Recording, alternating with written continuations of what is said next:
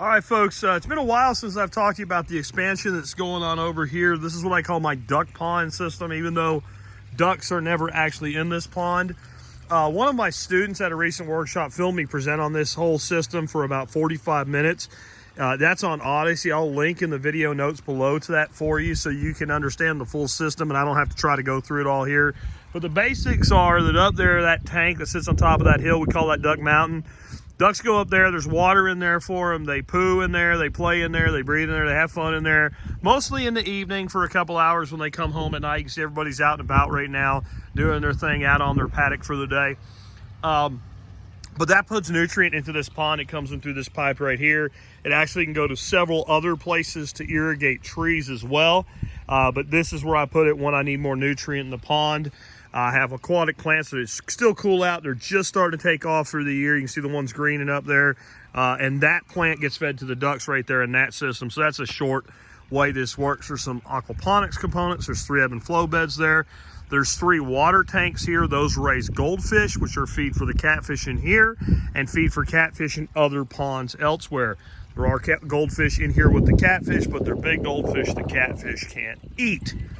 And when they have babies, the babies never make it to grown-up stage because catfish eat them. And the kind of catfish that are in this pond are bullhead cats that I source locally by going out and fishing for them. I get them about that big. I stock a certain number. When they get to a certain size, we harvest almost all of them. Then we bring in another batch of babies to grow out. And we grow a little over 100, about 120 catfish in one cycle in this pond, which is 8 foot by 16 foot by about 2 foot deep in the deepest spots of it. And that has no problem getting through our winters, even when we go below freezing here. Rest of it, you can look up elsewhere. This is the system as it existed this year when we came into this year. 3 tanks here, 3 ebb and flow beds there. Everything else is an expansion. But I do have some things here. One, I'm working with my grandson on a science project for his homeschooling. Is can we use this as a solid separator? I'll probably not say any more about that till he's done with his project, and then I'll give you an overview on it because it's up to him to figure out if it's doing what it's supposed to do or not. And we have those existing in here and in there. But back here is my attempt, and I talked about this on the podcast today, my attempt, one more time, attempting to do mushrooms in this climate, which have been very difficult. This building is actually, this is the south side of this building. So that way right there, actually a little bit that way is north. These tanks get very little sun. That third one gets pretty good sun and late in the day. These 2 tanks get almost no sun. They're here by design to keep the water cool, to keep the fish that are growing in them cool, etc. That means they're not great for growing plants in, but they should do great for growing mushrooms. So I got some cinder blocks down there. And then you can see that grow bag is sitting there with a few inches in the water. And then these wood chips were soaked in water, and so they stay damp, and they were layered with mushroom spawns. So these are supposed to grow Kingstrophoria mushroom. We'll see if that works. If it does, I've got a way to grow mushrooms, and I can probably grow between these 2 tanks plenty of mushrooms that way if this works, but it's an experiment for right now. The big expansion I just did, I want to grow a lot more aquatic plants this year, like duck potato and Chinese water chestnut. So I've taken these, and I've been using these tanks forever here. You see these big white tanks. Since my buddy Triple found them, driving around at the farm country. These used to be used to feed molasses to cattle. So they're really tough. Most of them did have some leakage to them, little seep leaks and whatever. I just used JB Water Weld epoxy to seal those leaks up. And what happens is the same pump that brings water to those 3 tanks right there also has a second line. You can see the trench line I just put in right here. It brings water to here. This is one of my air stacks. And again, that's all explained in the other video that I'll link to for you, the long one. And so this is the delivery. It overflows from that apparatus down there. It's made with 2 inch and some screens on it so no goop gets in it. It overflows to this. You can see it's a little bit lower. So these are not going to have goldfish because I want these to be a reservoir of my freshwater shrimp. I grow neocardania, which is supposedly a tropical shrimp that can't survive freezes. Well, I've had them adapt, and I have thousands upon thousands of them that say they can. And so I have shrimp and minnows in here. And if I put goldfish in a system this size, they'll eat all the baby shrimps. So I don't have goldfish in these 4 tanks. These are primarily to to grow, again, plants like Apomera aquatica, which is Chinese water spinach, also known as kangkong, duck potato, which is Sagittarius species. I'd rather do that than taro. It's better for our climate. And Chinese water chestnut and some various other aquatic plants. The minnows are in here as a reserve feed stock for the larger fish, as are the shrimp. But the minnows also make sure we don't have to worry about mosquitoes. They're called mosquito fish. They're Gambrosia. They're basically the North American version of the guppy. And they will eat all the mosquito larvae. When those little wigglers get up to the top, it's like zoning in on a target. Bam. And I've just been bringing them from my other systems in, and probably a couple more days of dip netting them out and really stocking them heavy. We'll have all 4 of these tanks really heavily stocked. So this one, and again, I use 2-inch because no one ever said I wish my return lines were smaller. That just mitigates ever having a problem, especially with this many step downs. So we have the pump hitting, 1 agitation. We have that overflow, that's another agitation, that's oxygen. Comes down to this one, another overflow, more oxygen. This is off the pump, extra power off the pump just one time. Then we got another disturbance, another overflow apparatus right there back into the pond. So we are hitting all 3 of those up there, common single return, returning right there. And then we have one hitting up there from the same pump. So that pump comes off that line right there, and it splits and goes that way and that way. And a secondary return, you'll notice pumps there, one returns in the opposite corner on that side, another returns in this corner. This way we're not gonna have stagnant spots in the pond. So that's the big expansion we just did. Now we have the cut. Well, I want to show you something else before we get to that. I posted a picture of this feed trough today and asked if anybody knew what it was. Maybe now with that grow bag sitting it, you'll figure it out, but no one figured it out on any of the social media platforms what it was. But I did something else. So this, again, these are return lines, are 2-inch expensive pipe, expensive bulkheads. You also see these little pieces of 1/2-inch popped up here. And you can see down there low on the tank, I got a little 1/2-inch bulkhead. That equals cheap. 1/2 inch is cheap. The way this works is this pipe is dry fit down at the elbow. I can push this over. And look what happens. Water starts coming out. I don't want that to happen. Let's turn that back up. I don't want it to happen now. But what's going to happen is each one of these tanks is going to have at least one. Some will have 2 boxes, like that box right there. It's kind of hard to see on the other side of the fence. That's going to be one of them. It's an older box. Because I have so little soil here, I need a little bit of buildup to plant trees. And when I want to water a tree with this high nutrient water, with all that duck nutrient in it, all I do is drop, and you got overflow. And we could automate this with some solenoids and all, but for now it'll be a manual process, and we'll have about, I'm thinking about 6 trees from 4 tanks is the way that's going to work. I'm also thinking about running a splitter off of these and running a return line from each of these tanks, and maybe a common return line from those 2 tanks with some 1/2 inch as an emergency overflow should this 2-inch and those overflow apparatuses ever clog. We get up, a 1/2 inch is not enough, but if we get into a surge event, that would probably be enough to get the water back to the pond until I catch it. I'm not sure if I really need to do that, but I have a lot of scrap 1/2 inch pipe laying around, couple T's and a couple of valves. It'd be really easy to do. Now let's turn our attention to this. I've been eyeballing these trough feeders since the very first time after I started doing aquatics and aquaponics that I went to Tractor Supply. I'd look at them and think, man, there's gotta be something I want to do with them. But this plastic is tough because it's made for cows to eat out of it, but it's not super heavy duty. It's not like a stock tank. So I don't know that you would really want to fill this 100% to the top with water. Water's heavy. Remember, it's 8.3 pounds to the gallon.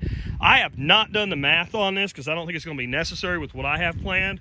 But I can tell you that's a lot of water, and that's a lot of weight. And it would weigh a hell of a lot more full of water than it would weigh if you filled it up with bags of feed. But, you know, it would probably hold, what, I'm going to say it would hold at least 8 bags of feed.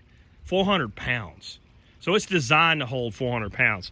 It also has some little holes here, which probably won't be, these are drain holes, and it's very good to have them in there if you're gonna put feed in here, but they really don't help me none.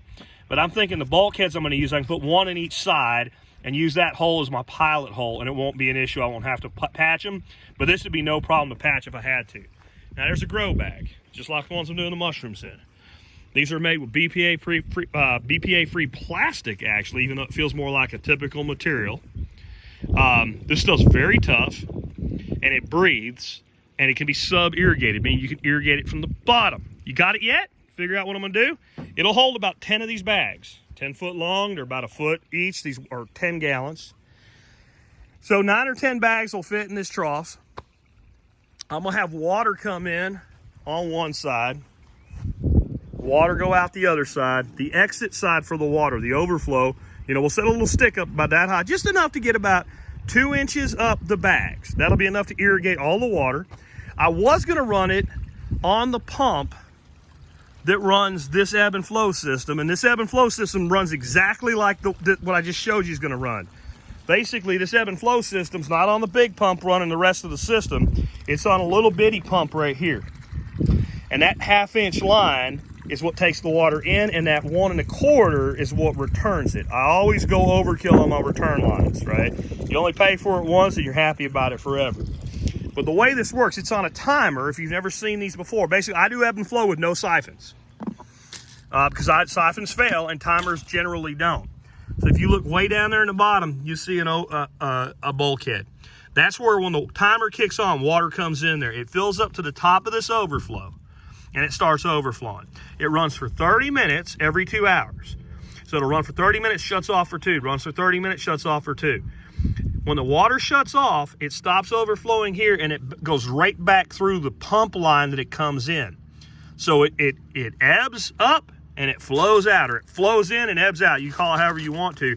But basically, I have 100% guaranteed every time ebb and flow here. I don't need to use that much frequency on when I'm using soil. So what these really are going to be is portable wicking beds. So what's going to happen with this system here is that water is going to flow through and ebb out. And I'm actually thinking it might not, I was not going to ebb it and flow it. I was just going to leave, let's say, a couple inches of water in the bottom, kick the pump on for 15 minutes a day like I do with my wicking beds. The problem with that is sitting in the sunlight, 2 inches deep of constant water, this is going to become a muck pit if we do that.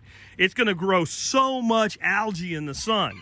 So by ebbing it and flowing it, we'll bring it up, we'll irrigate the stuff that's in the grow bags. Then when it ebbs back out, flows back down, so it'll probably be 15 on and like probably once every 4 hours, it'll run for 15 minutes.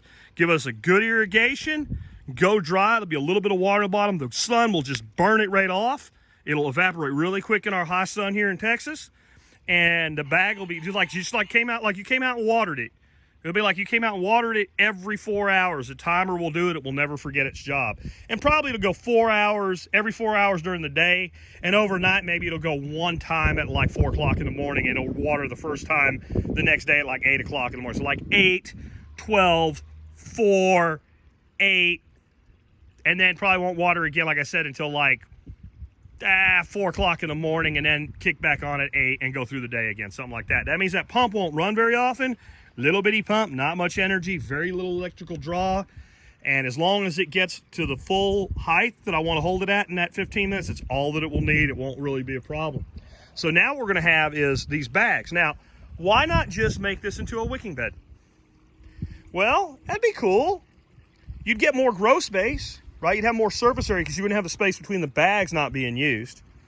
But then whatever you grow in it, you're stuck with it. Now, let's say I decide I want to make a great big honking clump of some sort of perennial, like let's say one of my rare mint varieties, and I want to sell a giant bag, huge clump, ready to plant of something like hazelnut, iced hazelnut mint. Well, it's in the bag. Boom, take it out. Let's say that I have greens growing here in the spring when it's nice and cool out, and there's some time left for those greens to grow, but it's really getting to the end, and I want to start growing beans up the fence. So you take the bag of greens out. It's got these good heavy stout. I really like these bags too. I'm going to make them a tea spaz on them soon. Heavy handles. Take the greens out, take it over to the shade cloth, and manually water it or sub-irrigate it some other way for the last couple 3 weeks, and go ahead and get that permanent plant that can trail us up this, or that, that rest of the season plant that can trail us up this fence going. The key is I can make anything I want out of it, and I can change my mind and move these beds or move these bags. If this works like I think it will, and I have no reason to believe it won't, but if it does, I've checked my height and returns here, and with these sitting up on a little bit of cinder block, even though this is a downgrade here, I can easily put a second one of these here. So I could have 20 foot of this, which is like 18 to 20 bags. I'm not sure 10 bags will fit and not get in the way of the overflow. So probably 9 bags, 18 bags. Added into all this. And you have to start asking yourself after a while, when you start looking at this footprint, this is not, people say they don't have much land. This is not a big area, guys. This would only be a small portion of even most suburban backyards. How much do you need? How much food can you eat? And I have tons of space here. When I first got this, so that I could use this pump, I was actually thinking about putting it right here. And it's not like if I water it every 2 hours, it's going to be a problem. So I could, instead of adding a pump, I could use that pump that's already here. Well, if I put 2 more in and I want more, I can still put, actually, I can put 2 of them right here. As long as I level them, I got 20 feet out here to where this old fence line was, right? So right here, I got 20 feet. I could make them level, and that one pump running for 30 minutes would easily fill both of them because they'll fill uniformly. Not only would they fill uniformly, I could change the overflow and fill one higher than the other if one needed to have more irrigation than the other. So I could add 4 of those, and I still only added 1 little tiny pump and 1 timer to the whole system. I could add more of them over here if I wanted to. I could add more water tanks. I could use like my other systems where I use these tanks and I do these as full-size wicking beds. Again, and then you got trees. And I think, you know, I've had a hard time growing Chinese chestnut here because this ground is so shallow to the rock. But with that much irrigation of high nutrient water, I'm probably going to grow 4 beautiful Chinese chestnuts here. So that'll add chestnut, because I already got pecan on the property, I got persimmon on the property, right? Persimmon's good for meat and good for ducks, and pecans are good for me, and chestnuts would be a good thing to add here as well. So we're going to add that. We're also probably going to do like hybrid willow over there. So that's a fodder tree. We just planted a bunch of those up there. But most of this can all be run off this system. And this is really limitless. That's about 1,800 gallons of water. We really can't overbuild this system. This is a very forgiving system. And one more thing I'm going to add is I got a hose bib right there. Well, there's a piece of 1 inch that comes off my well, runs all the way back from that side of the property, comes up here and runs all the way to the front of the property, runs right past right there. I'm gonna dig that line up. I'll shut the water off, obviously, so I don't get sprayed in the face. I'm gonna cut it, I'm gonna put a T in it, and I'm gonna bring a line over right here off my well. And I'm gonna put a float valve right here. And that way, when this pond gets low on water, it'll top itself off. And that way I'll never have to worry about adding water to it ever again. So when I'm done with this, this one system could easily feed a family of 4. And I'm not even close to telling you all the things we can do with it. And by the way, that plant there called water hyacinth, that has more protein to the gram than soybean. And that drastically cuts my feed bill for the chickens and the ducks from about mid-May until about October. In the colder weather, it just doesn't do well. And I got more, but I think that's enough for today. I think that'll bend your mind enough. If you really want to understand this system, again, a friend of mine named Joel that was here as a student at my last workshop, he videoed me presenting on the whole system for about 45 minutes before any of this expansion went in, and I'll put a link to that in those video notes below. Thank you guys for tuning in. Hey, subscribe to my channel, click the little bell. That way you make sure you get alerts when new videos come up. You never know what you're gonna find out here at the Survival Podcast. But I ask you, have you seen, I mean, there's tons of stuff on YouTube. Tons of the same content, same ideas being repurposed over and over again. Have you ever seen anybody show you anything like this? That's why I'm putting together right now the best course in backyard aquatics. I didn't say aquaponics, this is aquatics that you'll ever lay your eyes on. That'll be coming soon in the next couple months. Keep an eye out for it.